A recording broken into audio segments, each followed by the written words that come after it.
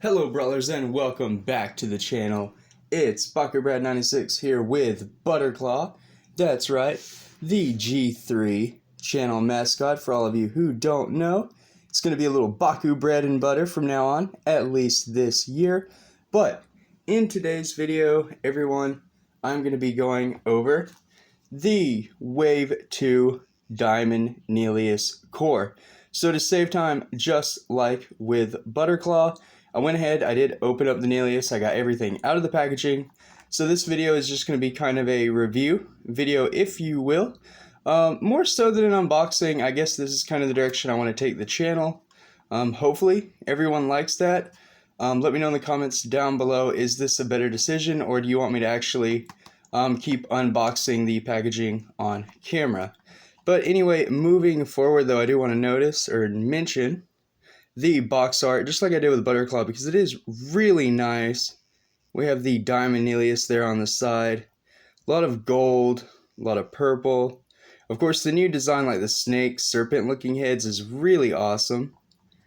And then we have Diamond Nillious on the top there. That's about it for the cover, the front cover, and then of course Dragon Clan. On the back, we have a little look at the stats. So 500 health, 300 speed, and 100 strength.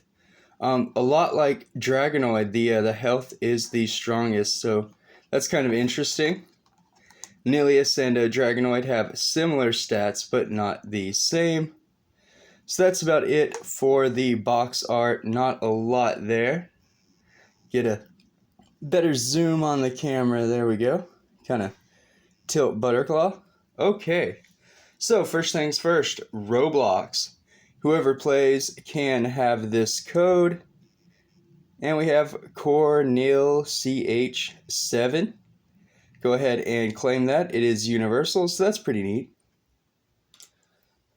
And then the dragon map included. So with Wave 2, we get the second set of maps. So these are all like map 2. So they won't fit your the first wave map cards. So apparently there are going to be waves of map cards along with the Bakugan waves. But this is the one included with Nillious. It is a dragon map, but this is, like I said, this is the second one.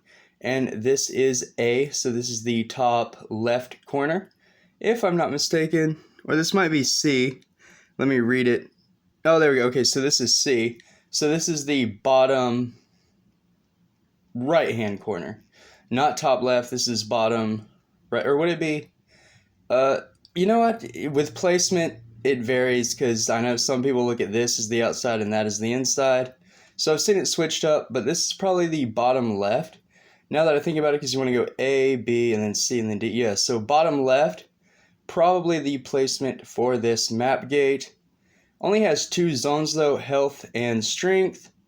Kind of really good for Butterclaw now that I think about it, because his strength stat is the strongest, and this is plenty of an area for him to land on.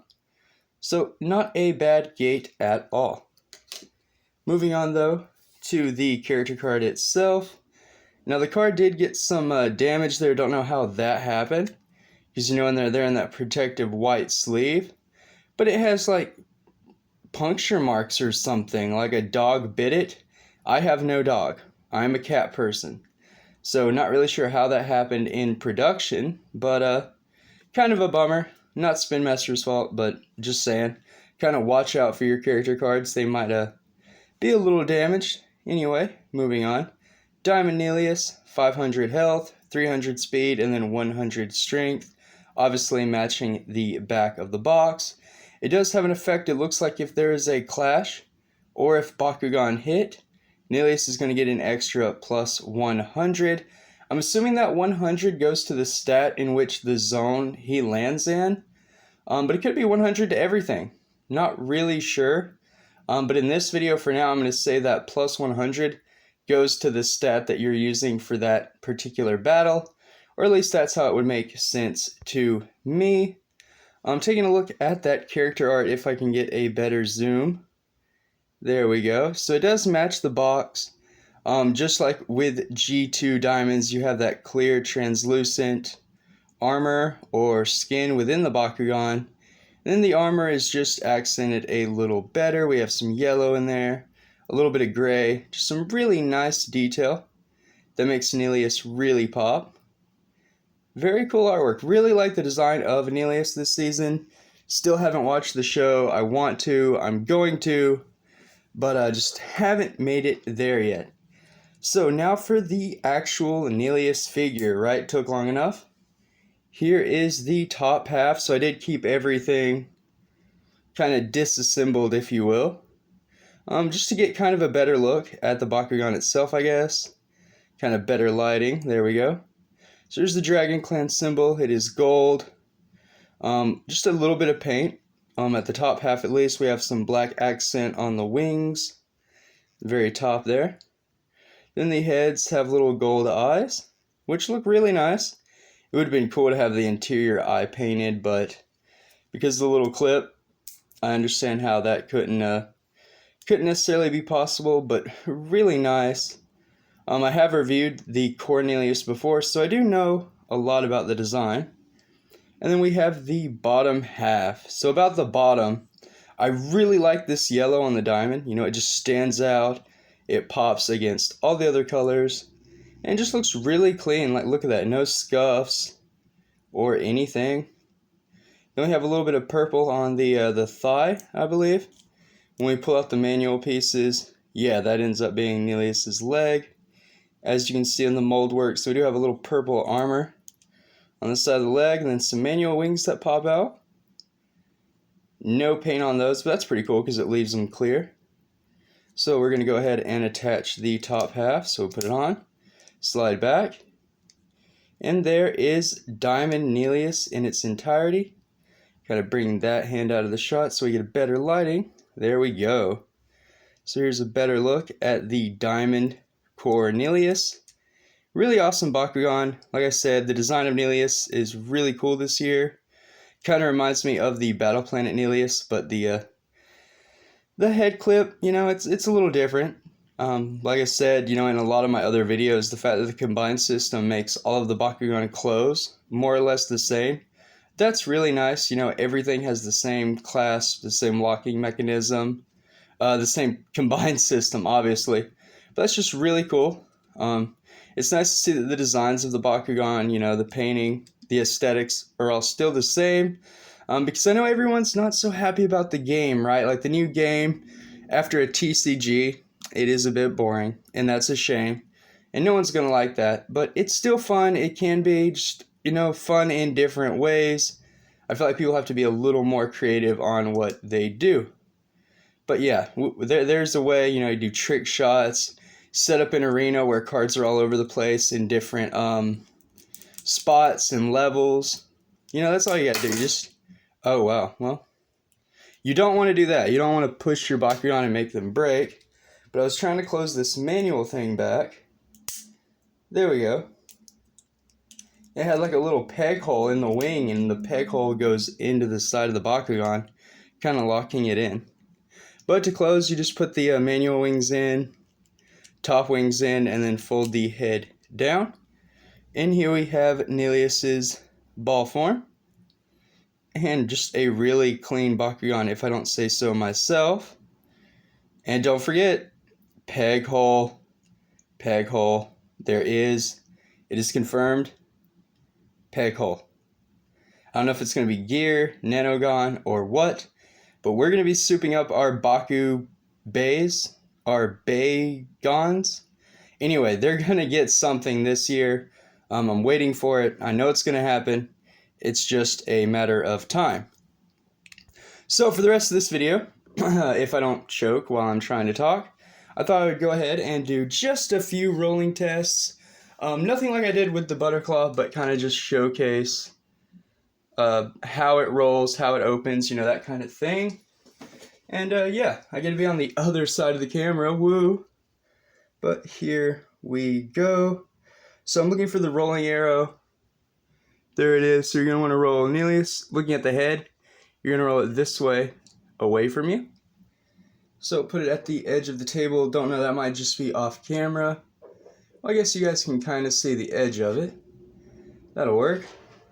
That is roughly 2 card links away, I could do a better job of actually checking, but again, this is just a video for playtesting. So try some spin rolls. Here we go. It didn't work so good that time. We'll try again. There we go. That was a pretty good land if I don't say so myself. So that was just the normal spin shoot technique. We'll try one more. Kind of place it on the table like so. I missed that time. I hit some tin. Hit the Baku tin in the back. Try again. Alright, so spin shooting might not be the most reliable for Nillious. It seems it's weighted a little off, unlike our little Butterclaw here, who does very well. Oh, yeet some packaging out of the way. We don't need that anymore. Alright, so just a normal little index flick now. And that was terrible. That was worse than the spinning. Try again. Does it count if it's a back shot? Oh, wait, doesn't matter, didn't land. Okay, one more time. And once again, it doesn't count because I did hit the back of the tin. So the index flick, not a good way to roll Nillious either. Spin shoot, I've kind of had luck, but not really. Haven't had any luck so far. Backspin. No. Magnet slides right out from under it. Once again. And no. Okay, so I'm definitely going to need some practice rolling this Nillious. Oh, there we go. Again, with the back bank shot hitting the tin. But so far, spinning is the way to go for Nilly. If you don't hit the back of the tin, like how hard it just go across the card. There we go, like so, haha. So yeah, at least in this video, the spin shooting probably gonna be the best for Nillious. I didn't have any much luck otherwise, but I'm not really good at rolling on camera, you know, kind of nerves. But just an idea of how the Bakugan opens, what it looks like, just a general overall review. That is what was promised. But there we go. Thank you everyone for watching. Thank you all for tuning in. A new setup, obviously, right? New lighting can be adjusted. Have some things to work on. But I'm constantly trying to improve the channel for everyone. Improve how I record and the setup. Hopefully it's working out. I don't know. I guess I'll have to see how many of you click in. But I am still hard at work at making the channel better. But like I said, that's the end of the video. Thank you all for watching. Please subscribe if you're not already, because only a quarter of my viewers are actually subscribed, and I can't imagine how far I would be if all of you helped me out. So please do so. I would really appreciate it. Makes my day. It makes the channel, you know, keeps things possible, especially my monthly giveaways. That gets costly, and I do need the help. But, you know, what can I complain about? I have, as of recording, 1,189, I believe, subscribers. And guys, that is amazing. Like, thank you all so much for the flood of support I've gotten over the 2 years. Speaking of 2 years, it is coming up on my 2-year channel anniversary. And I'm not sure what I'm going to do for it, but I am going to do something super special, mega awesome. I just haven't decided what it is yet. So until next time, everyone, stay safe, drum up, and Bakugan Brawl.